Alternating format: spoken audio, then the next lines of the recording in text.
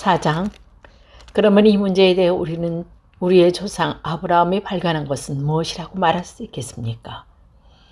아브라함이 행위를 통해 의롭다함을 얻었다면 그에게는 자랑할 것이 있었을 것입니다. 그러나 하나님 앞에서 자랑할 것이 없습니다. 성경이 뭐라고 말합니까?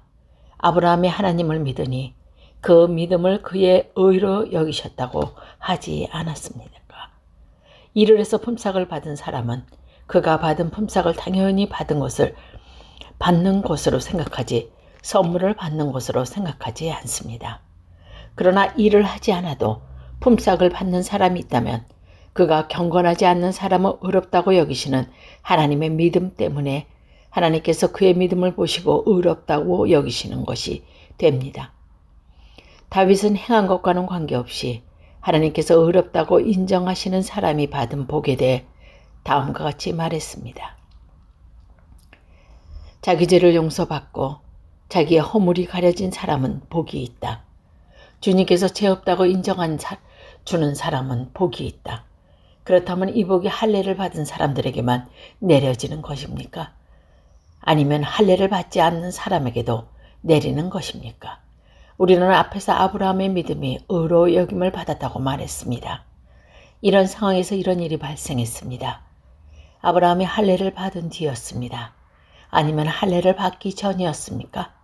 아브라함의 의롭다함을 받은 것은 할례를 받은 후가 아니라 할례를 받기 전이었습니다. 아브라함은 할례를 받기 전에 믿음으로 의롭다함을 받았으며 그 표로서 할례를 받은 것입니다. 그러므로 아브라함은 할례를 받지 않고도 하나님을 믿는 모든 사람들의 의롭다 여김을 받을 수 있도록 모든 믿는 사람들의 조상이 되었습니다. 또한 아브라함은 할례 받은 자의 조상이기도 합니다. 이 말은 그가 할례 받은 사람들뿐만 아니라 우리 조상 아브라함이 할례를 받기 전에 가졌던 믿음의 발자취를 따라가는 사람들의 조상이 된다는 의미입니다. 하나님께서 아브라함과 그의 후손에게 그들이 세상을 물려받는 상속자가 되리라고 하신 약속은 율법을 통해 온 것이 아니라 믿음으로 인한 의를 통해 주신 약속입니다. 만일 율법을 지키는 사람이 상속자가 된다면 믿음은 쓸모가 없어지고 약속도 무용지물이 되고 말 것입니다. 율법은 하나님의 진노약이긴 하지만 율법이 없다면 율법을 범하는 인도 없을 것입니다. 그러므로 하나님의 약속은 믿음을 통해 주어집니다. 그렇게 하신 것은 하나님께서 아브라함의 모든 자손에게 약속을 은혜로 주시기 위해서입니다. 모세의 율법 아래 사는 사람뿐만 아니라 우리 모두 조상 아브라함처럼 믿음으로 사는 사람들 전부가 아브라함의 자손이 됩니다. 성경에 내가 너를 많은 민족의 조상으로 삶았다고 기록되어 있는 것처럼 아브라함은 그가 믿는 하나님, 곧 죽은 사람도 살리시며 없는 것도 있게 하시는 하나님을 믿었습니다. 아브라함은 소망이 전혀 없었지만 하나님께서 내 자손이 이와 같이 많아질 것이다라고 말씀하신 대로 자기가 많은 민족의 조상이 될 것을 믿고 소망하였습니다. 아브라함은 100살이나 되어 거의 죽은 사람이나 다름없게 되었고 살아도 나이가 많아 아기를 낳을 수 없다는 것을 알았지만 하나님을 믿는 믿음이 약해지지 않았습니다. 그러나 하나님의 약속에 대해 불신하거나 의심하지 않고 오히려 그 약속을 굳게 믿어 하나님께 영광을 돌렸습니다. 아브라함은 하나님께서 친히 약속하신 것을 이루실 능력이 있다는 것을 확신했습니다. 이것이 바로 하나님께서 그 믿음을 그의 의로 여기셨다고 말씀하신 이유입니다. 그의 의로 여기셨다는 말은 아브라함을 위해 기록된 것이 아닙니다. 그 말은 우리 주 예수님을 죽은 자 가운데서 다시 살리신 분을 믿음으로 의롭다 함을 얻게 될 우리를 위해서도 기록되었습니다. 예수님은 우리 죄 때문에 죽임을 당하셨고 우리를 의롭게 하시려고 다시 살아나셨습니다. 5장. 우리가 믿음으로 의롭다 함을 받았으나 우리는 우리 주 예수 그리스도로 말미암아 하나님과 함께 하는 평강을 누리고 있습니다. 예수 그리스도에 의해서 또 믿음으로 우리는 지금 우리가 서 있는 이 은혜의 자리에 들어와 있습니다. 그리고 하나님의 영광을 소망하며 즐거워합니다. 이뿐 아니라 우리는 환난을 당하더라도 즐거워합니다. 그것은 환난이 인내를 낳고 또 인내는 연단된 인품을 낳고 연단된 인품은 소망을 낳는 것을 알기 때문입니다. 이 소망은 절대로 우리를 기대를 저버리지 않습니다. 그것은 하나님께서 우리에게 주신 성령을 통해 우리의 마음을 하나님의 사랑으로 부어주셨기 때문입니다. 우리가 아직 연약할 때에 그리스도께서 시에 적절할 때에 건건치 않은 사람들을 위해 죽으셨습니다. 의인을 위해 죽은 사람은 거의 없습니다. 간혹 선한 사람을 위해 죽겠다고 나서는 사람이 있을런지는 모르겠습니다. 그런데 그리스도께서는 우리가 아직 죄인이었을 때 우리를 위해 죽으셨습니다.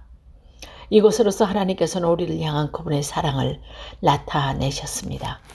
그러므로 우리는 그리스도의 피로 말미암아 의롭다함을 얻었으므로 우리가 그리스도를 통해 하나님의 진노로부터 구원을 받는 것은 더욱 확실합니다. 우리가 하나님과 원수가 되었을 때 또 그리스도의 죽음을 통해 하나님과 화해되었다면 이렇게 하나님과 화목을 누리고 있는 사람들이 그분의 생명으로 말미암아 구원을 받게 될 것을 더욱 확실합니다. 이뿐 아니라 우리는 이제 주 예수 그리스도를 통해 하나님 안에서 즐거워합니다. 예수 그리스도로 말미암아 이제 우리는 하나님과 화해하게 되었습니다. 그러므로 한 사람을 통해 죄가 세상에 들어왔고 그 죄를 통해 사망이 들어온 것처럼 모든 사람이 죄를 지었으므로 사망이 모든 사람에게 이르렀습니다. 하나님께서 율법을 주시기 전에도 죄가 세상에 있었지만 율법이 없을 때에는 죄를 죄로 여기지 않았습니다.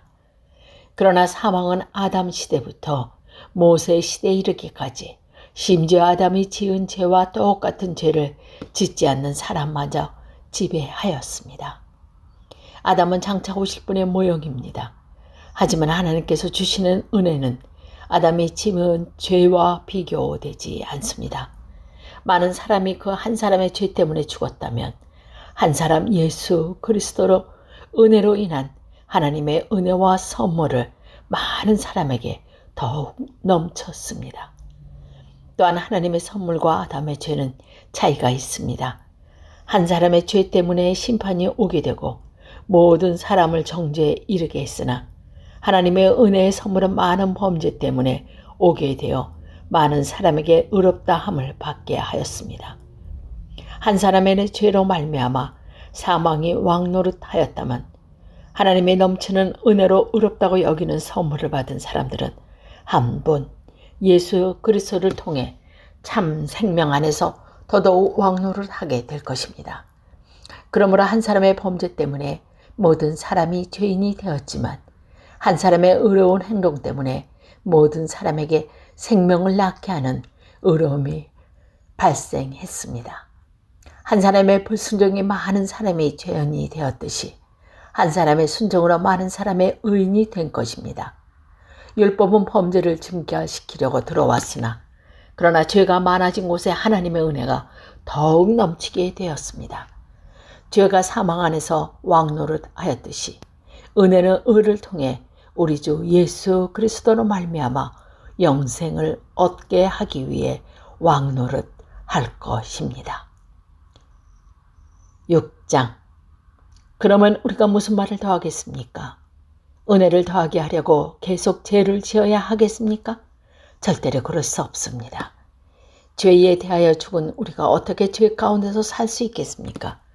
여러분은 우리가 그리스도 예수와 연합하여 세례를 받았을 때 그분의 죽음과 연합하여 세례를 받았다는 사실을 알지 못합니까?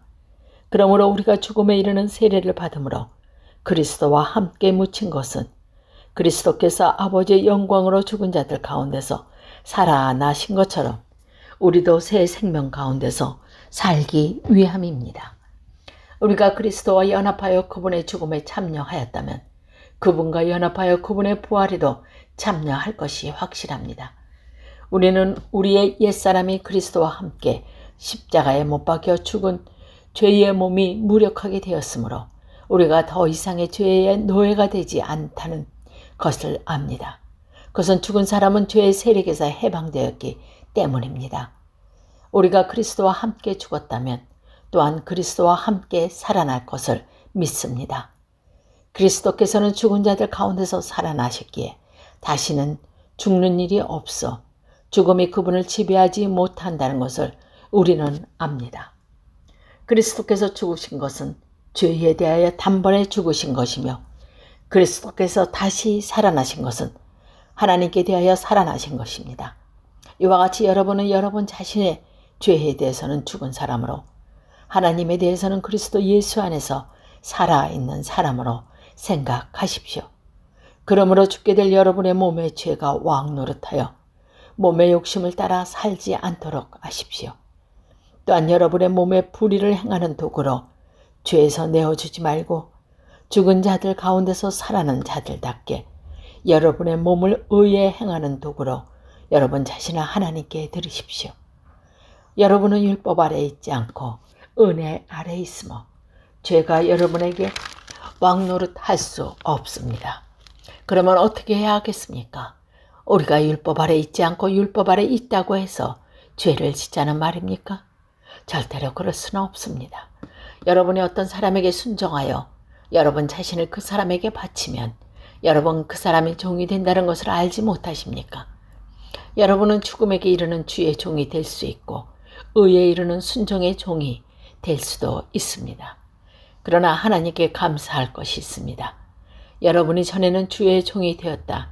전수받은 가르침에 본의 전심을 다해 복종함으로써 죄로부터 해방되어 의의 종이 되었습니다. 여러분의 육신이 연약하기 때문에 일상적인 말로 예를 들어 말하겠습니다. 여러분이 전에는 여러분의 몸을 더러움과 불법의 종으로 들여 불법을 행했습니다. 그러나 이제는 여러분의 몸에 의의 종으로 들여 거룩함에 이르십시오. 전에 여러분이 죄의 종이 되었을 때는 의의 다스림을 받지 않았습니다. 그때 여러분이 얻은 열매는 무엇입니까? 지금에 와서 부끄러워하는 그 일들의 마지막은 사망이었습니다. 그러나 이제는 여러분이 죄에서 해방되어 하나님의 종이 되었습니다. 그리하여 거룩한 일에 이르는 열매를 맺고 있습니다. 그 일의 마지막은 영생입니다. 죄의 대가가 죽음이지만 하나님의 선물은 우리 주 예수 그리스도 안에 있는 영생입니다.